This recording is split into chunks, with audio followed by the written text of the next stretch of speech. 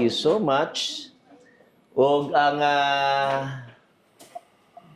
title niini nga gabi sa atong panagtuon, it's all about war. Okay?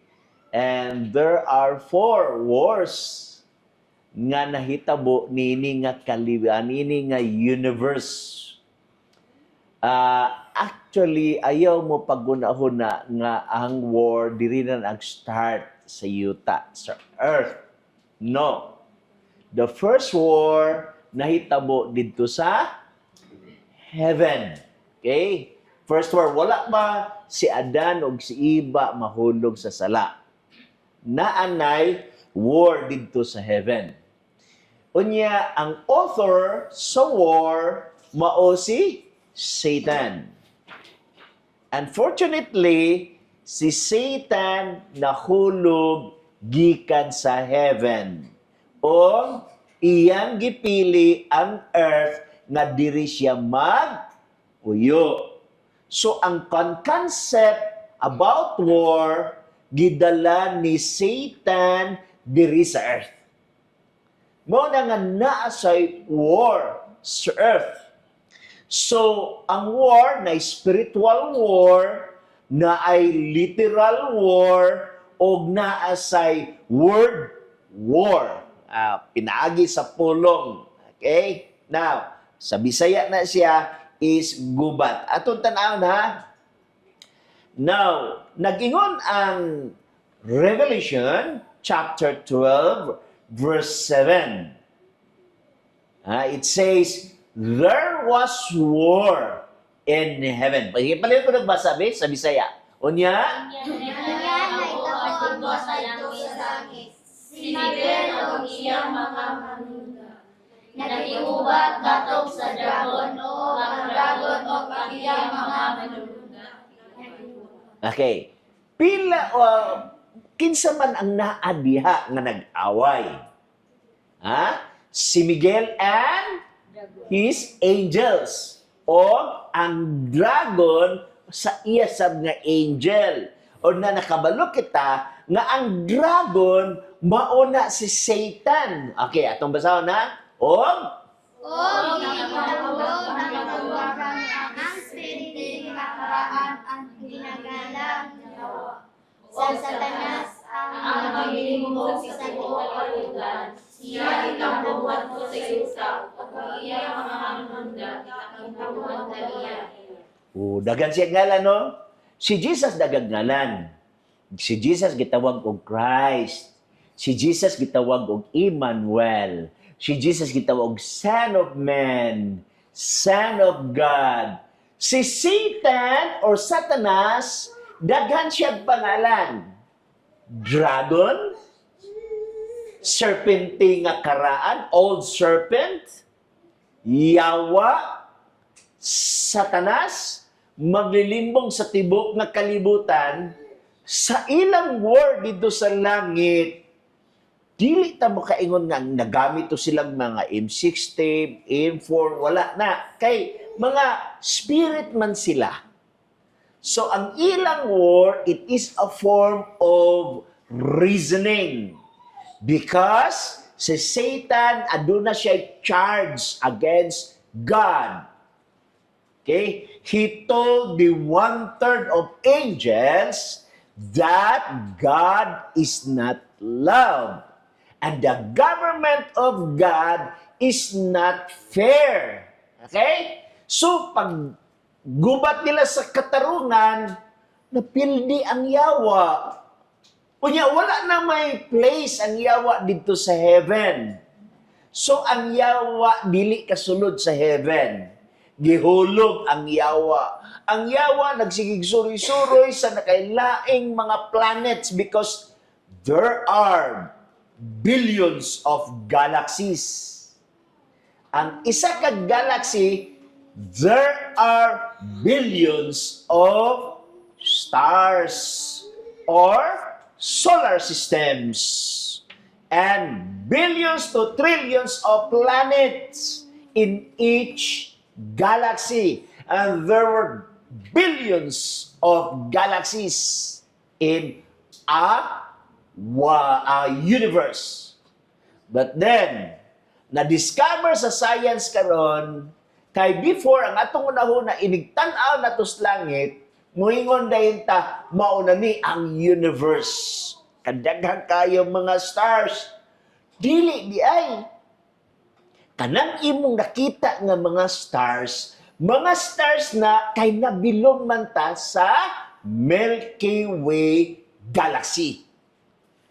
Pero tungod sa James Webb Telescope nga gipalupad sa US ngadto sa space, nakakita nga billions of galaxies di ay.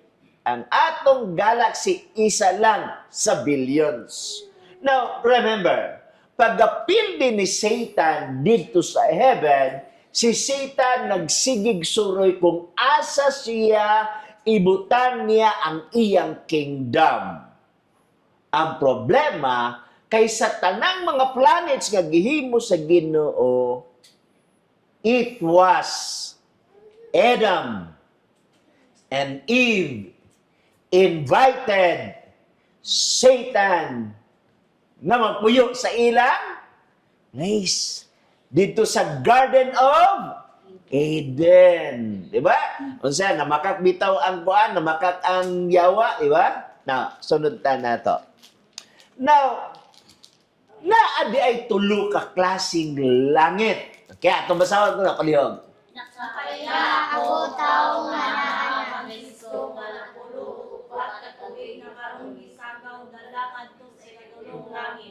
O ako nasayon nga ningkawan na gisagaw sa paraiso.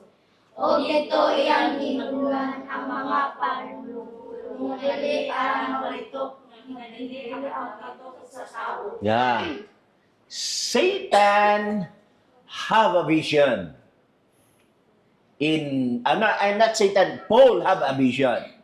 And in that vision, he saw the third heaven, ikatulong langit. My question is, mahimo ba ng ikatulo kung dili ka muaging ikaduha o permiro? Ha? Oh. So kung naay third heaven, it is because there is a second heaven.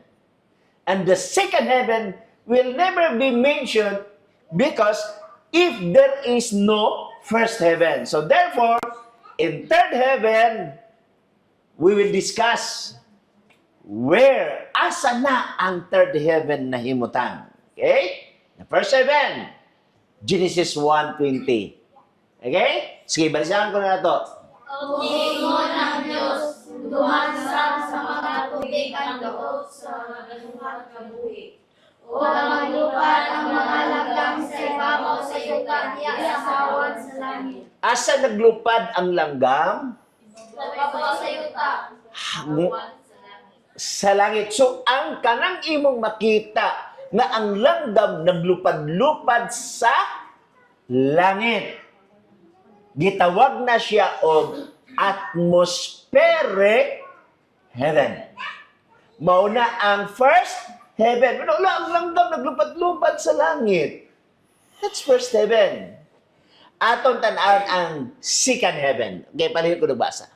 Sa mga paglalong ako sa imong mga langit, sa buwan sa imong mga tulo, sa bulan sa mga bituon nga inimong ibuhat. Oh, nagtanaw siya sa bulan o bituon o gitawag niya langit. So therefore, it is a starry heaven.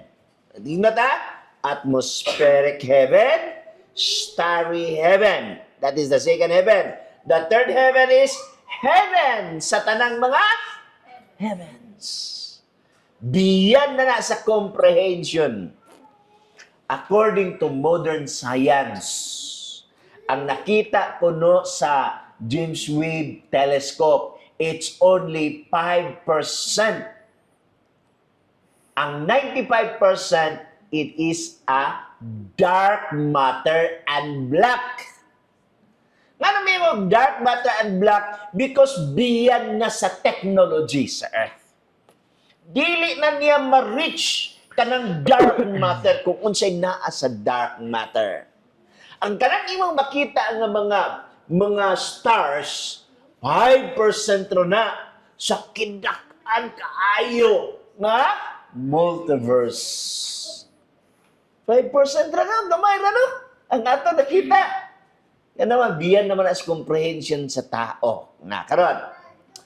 Morning third heaven, atong gibasa ganina. Now, ang permerong gubat na hitabo sa diihang si Satan niya sa Garden of Eden. Kunya nagingon ang Ginoo ni Adan ug ni Eva, ingon siya, Adan, Eva, makasuroy mo sa dako kayo nga Garden of Eden. But in the midst of the Garden of Eden, naadiha ang fruit to know good and evil. Okay. Ingon ang Dios, ayaw mo anha diha. Ayag kaon ana. The moment you will eat that fruit of good and evil, you shall surely die. O, mo nang ingon sa Dios. Na karon, niingon dayon ang Dios, gidescribe da nga, once upon a time, there was Lucifer. Okay? With his 1/3 of angels. Nahulog gikan sa langit dinhi sa yuta. Og nag-ingon si God, be watchful, beware ni ini nga angel. Gidescribe sa Diyos, gidescribe sa manulunda. Pero, very clever kayo ang yawa. Nakabalo ang yawa nga mailhad gid siya ni Adan ug ni Eva kung magpakita siya sa iyang aura kay na-describe naman siya. So unsa gibuhat sa yawa? Nagtakuban ang yawa. Ni sulod siya sa bitin. Nagposes siya sa bitin. Natingala si Adan og si Eva. Ang problema ni Eva, kay naglakaw siya nga siya ra isa. Wala diya si Adan, wa ko kabalo asa si Adan ng panahon na, karon kay niagi man siya sa tunga-tunga sa didto, nga diinto adito si Satan. Unya karon kay, nitingog man ang bitin. Out of curiosity, si Eve nakapangutana siyang kagalingon, why this creature spoke. Ang uban ng mga mananap wala man nakistorya, and God never gives sa gitawag nato og kanang language sa mga mananap. Walay mananap mo istorya. Di ba? Wala. So na tingalas kamo kuno bi makakita ko no umog mananap mo istorya. Mainganyo mo, di ba? Paninglang inyong iring mo istorya. Matingala gid mo. Katubitaw ko nung kuan, nagsakay kabayo, antaw, karon kaniagi mang baka, ningon ang baka nga, excuse me. Ingon dayon ang tao, karon pa ko kakitang baka na mag-excuse me. Ingon sa day kabayo nga iyang gisakyan, hasta pugko. Ikaw kuno be, di ba na tinuod ng istorya? Pero kung ikaw mo kuno makakita og mananap mo istorya, uy, ma-curious ka. Laon sa man siya. Curious si Iba, nakigsugilanon siya sa bitin. Og nag-ingon dayong bitin, kaon. Kay panahon nga mukaon ka, mabuka imong mata og mapariha ka sa iyaha. Yung gitudlo ang Diyos. Nakaron, ingon si Iba, ingon manggod ang Ginoo kung mukaon ko mamatay ko. Ingon dayong yawa, di lagi ka mamatay. Ang yawa, mikaon sa bunga sa pag-ila sa maayog dautan. Ingon dayong yawa, namatay ko. Wala man. Tanaw ni Iba nga, tinuod din gisultian ning bitin nga kumukaon ko, mabuka akong mata og mapariha ko sa Ginoo. Nya, kinsay dili ganan mahimong Dios. Nag-ambisyon sa tingin si iba nga mahimong Diyos. Kina, nalaylo siya ni Satan. Pagkaon niya, niabot na iyang bana. Pag abot siyang bana, nagilak din si Adan, nganong mikaon ka. Ingon din si iba, kaon. Abi ninyo, nikaon si Adan, dili tungod kay nakumbinsi ni iba. Nikaon si Adan kay nahandok siya nga mawala si iba sa iyaha. Oh, that's first love story. Nga grabe nga love story. Pero, mautoy unang nagubat. Napildi ang tao sa gubat sa katarungan. Sa gubat sa maayo ug dautan. Mituo sila sa Satan. So, permirong gubat, ang permirong gubat dito 7. Pildi ang yawa. Ikadawang gubat, dinhi sa Garden of Eden. Pildi ang tao. So, ang mapildi sa yawa ang tao, dili siya kapildi sa Dios. Okay? Now, tanaw na to. Ang giingon diri. Ikaduha nga gubat, unsay naitabo. Tanaw ha? Genesis chapter 3, verse 1. Paliw ko no. Karon ang bitin. Karon ang bitin, labi na patay sa pagkakas ng buwag nag-ingon siya sa babae. Di ay nag-ingon ng Diyos, dili ka mo makakaon sa sana ng mga kahoy sa sanaman. Moto akong isa-isa sa inyo ha. Muna ikaduha nga gubat, pildi ang tao. Okay? Akong gi-shortcut na lang ako. Now, tanawa, giun sa pag-ilan. Giun sa pag-ilan ni Satan ang first couple. Ang first couple masyadan og si iba.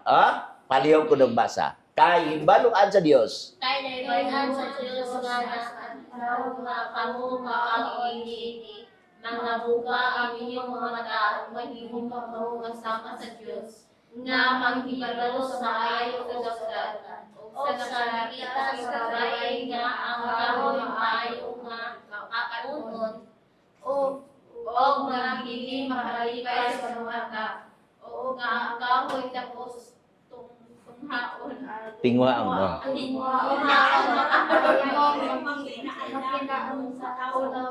Buwasa siya sa piliin ni Kaano yan o isa niya ang niya at kauban niya ang bayaw niya. Nagliso na magbasa sa binisaya.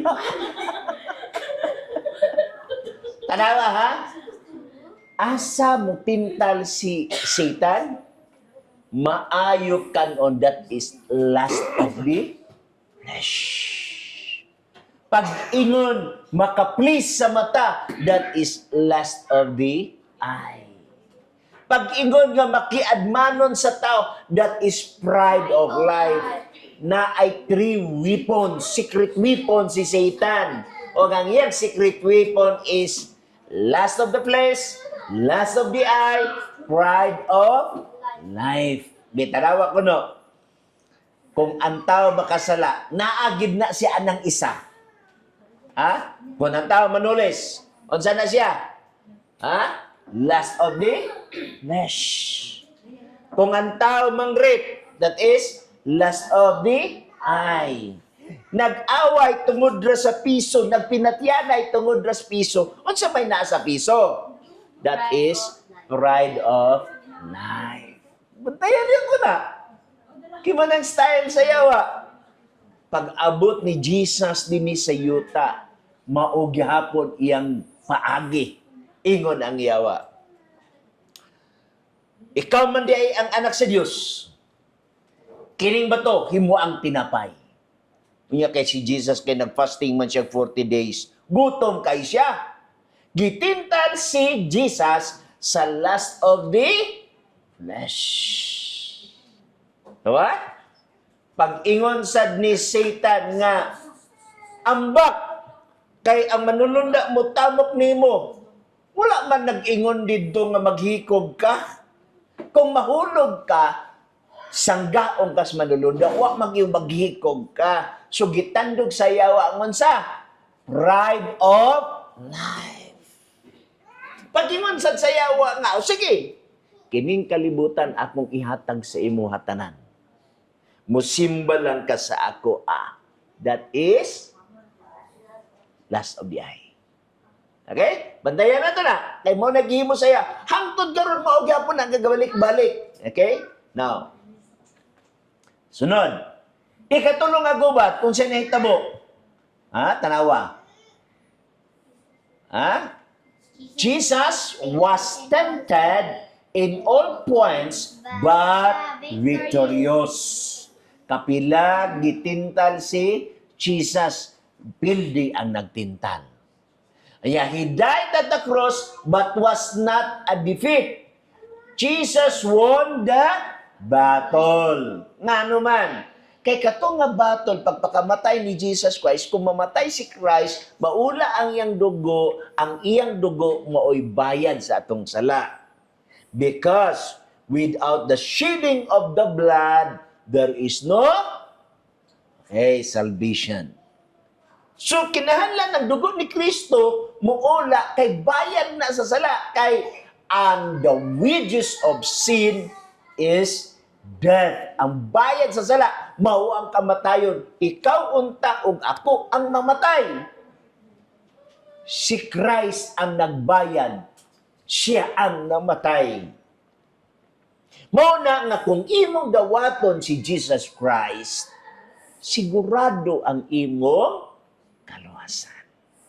Ngutuo ka, imo siyang dawaton, sigurado ang imong kaluwasan. Kay ang imong pagtuog, ang imong pagdawat, gihimo nimo na kay siya ang tag-iya sa atong kinabuhi. Siya ang namatay, imbis kita ang mamatay. Inig abot dito sa langit, muingon lugar niya, wala mo man ang giluwas kung makasala man na. Mingon si Jesus Christ. Unsay sala, tanawa akong kamot, nabangang. Niula ang akong dugo, gidunggab ko, langsang ko sa krus. Niula akong dugo, ang bayad sa sala, akong gibayaran. Mo na nagingon ang John 3:16. For God so loved the world, He gave His only begotten Son. Kay ang tanan mo tuo kaniya, o magsalig, makabaton sa eternal life. Pananglitan. Pananglitan mauni si Jesus. Unya mauni ang eternal life. Pananglitan Unya ang eternal life na akang Jesus. Na-receive nimo ang eternal life? Wala pa. Wala pa. Pero kung akong itunol, unya imong dawaton, na-receive na nimo. Kung akong itunol, di nimo dawaton, wala pa nimo na-receive. So sa ato pa, kung gusto ka nga naay eternal life, imong dawaton si Jesus Christ, aron naa kay eternal life. Mamatay man ta kadyot, pero banhawon ra magyapon ta ni Jesus. So sa ikatulong nga gubat, pildi ang yawa. Dito sa Kalbaryo sa cross, pildi siya kay ang kamatayon ni Jesus Christ nahimo mang salvation sa tibuok nga kalibutan. Okay? Tanaw na tong ikaupat nga gubat.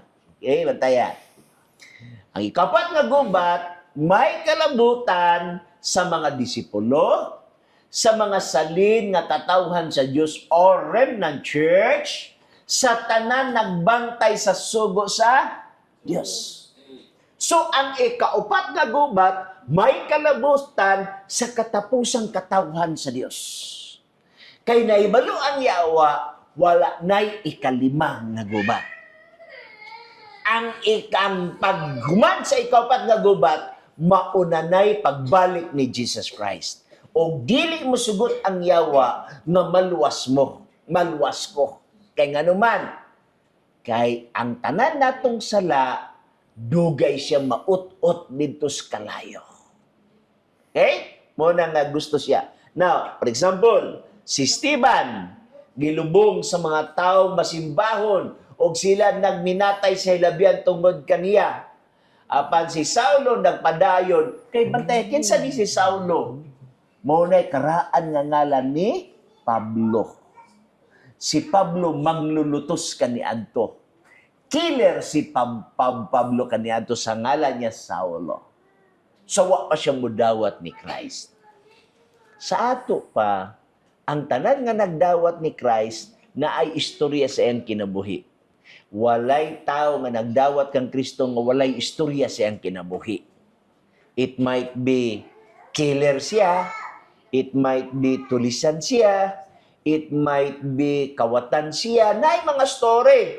Pero, sama kang Pablo, killer si Pablo, ga-persecute si Pablo sa mga Christians, pero sa diyang gidawat niya si Kristo, na bag-o ang iyang kinabuhi. So, mabag-o diyan natong kinabuhi. Ang karaan natong pagkatao, ato na nang gibiyaan. O musagop ta sa bag-ong pagkatao, managitawag og born again. New creature. Bag-o na binuhat. Okay? Now, atong tanawon. Okay? Now, history ani, tingali sa pila ka mga higayon, magkita tagbalik, isaysay na ko ng 1,260 years. Kay kaning 1,260 years, nagsugod sa 538 AD, natapos sa 1798. Okay? Gi-persecute ang katawhan sa Dios niya na kay kanang 1,260 years, kung imong i-divide into 30 days, mo come up sa 42 months. So 42 months giluto siya. Okay? O niya, adi is a year mo nang himong 1,206. Sila ato na siyang isaysay. Okay? Now, ingani, ang Remnant Church di ay nag-start niya itong 1844. Unya, kining Remnant Church, mauni ang cornerstone and foundation. Na diri ang spirit of prophecy. Okay? Na diri ang sanctuary service. Na diya ang Sabbath truth. Na diya ang second coming. Tagsaon ko na og explain sa sige ninyong tambong matag Bernes. Tagsaon ta na. Aron inyong masabtan nga ang Remnant Church eksistado karong panahon na. Ang Remnant Church mauna ang depository sa God's law. Okay? O niya, ang Remnant Church, ang iyang mission is to proclaim the everlasting gospel in the context of three angels' message. Before mabalik si Jesus Christ, this gospel must be preached throughout the world. Then, He will come. Okay? So, mauna siya. Now, bantayan na to ha. First battle, nahitabo sa heaven. Devil, defeated. Second battle, nahitabo sa Eden, Satan won. Kinsa iyang kontra? Ang tao. Okay?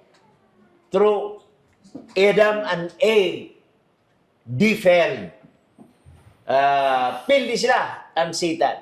But, sa third battle, it involves Jesus Christ. This involved Adam and Eve, and this involved Jesus Christ. In the third battle, Satan defeated. Just like in the first battle in heaven, Satan defeated. In the fourth battle, okay, ako nang i-discuss sa inyo ha, moabot ang mga panahon, kinsa ni ang Papa, si kinsa ni ang Dragon. But in the fourth battle, Jesus won. Okay? But remember, all these battles ang nahitabo, naapag yun tayo battle sa atong mga ginagmay nga gubat sa atong kinabuhi. Unsa man ang battle sa ginagmay gubat sa kinabuhi? Bantayan nato ha. Magbinantayon ta tungod kay ang atong kaaway nga mao ang yawa, mura siya og leon nga nagmulob, galakaw, nangita kung kinsay iyang matukob. Mao na ang yawa. Naningkamot siya nga ang tanang Christian iyang matukob, iyang makaon. Okay? Now, sa unsa nga pa maagi? Awa? O, kani. Daghan na biktima nini. Trabaho ni sa yawa. Wabita tong sa panahon kang Duterte, ni gamay ang drugs, pero di gid mawala. Okay? Kaya di maging mawala ang drugs. tungod kay ang katapusan nga drug lord wala pa madakpa. Kinsa man ang katapusan nga drug lord nga wala pa madakpan? Si Satan. Mao di ay nga pildi kay nga naman wa pa man madakpan si Satan. Mao ni ang kaaway sa tao. Next, unsa pa? Oh, tanawa oh. Drugs take you to hell disguised as heaven.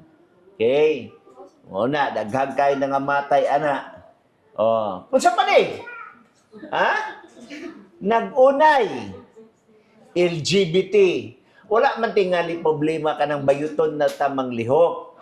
Ang problema, kung makig-sex na ka sa parihanin mo nga lalaki or parihanin mo nga babae, diha ang problema. Okay? Same-sex marriage. Unsa pa? Shooting. Sa Amerika, uso kina sa Amerika. Mga kay ang kada palay magud dito sa Amerika na sila kaugalingong armas. Mao na nga ang bata, kung maglabad yang ulo, paon yang armas sa ilang balay, imbis para to protection, mamusil siya dito sa eskwelahan. Daghan na nahitabo dito sa Amerika. Okay? Dili sa Pilipinas mo gyapon. Gyapon ay nagahitabo. Kini, mga bata nagtanaw og TV, pinusilay, linaparuhay, sinumbagay. Ang bata nagunaw na ingana ang kalibutan. Nabi ito'y nabalita sa TV? Unsa man ito nabalita sa TV? Nagtanaw siya TV, gipon nagpinusilay.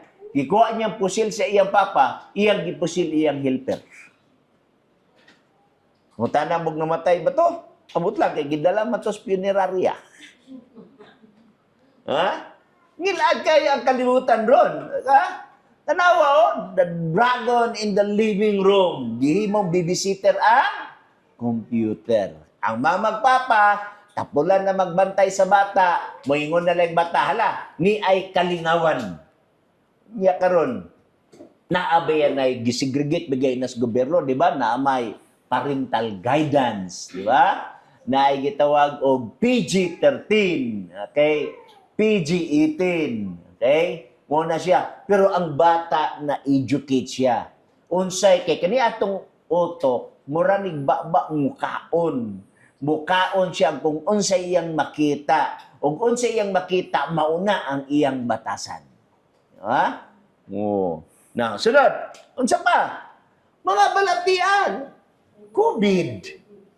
Yan na yung mga bagong mga virus ron. Dili natakalikay nini nga kalibutan. Ang atong kalibutan, dautan na kaayo. Yes. Okay? Mo na nga magmas-mas pamanggani, no? Oh. So, imo makita, ing-ani ang senaryo sa atong kalibutan.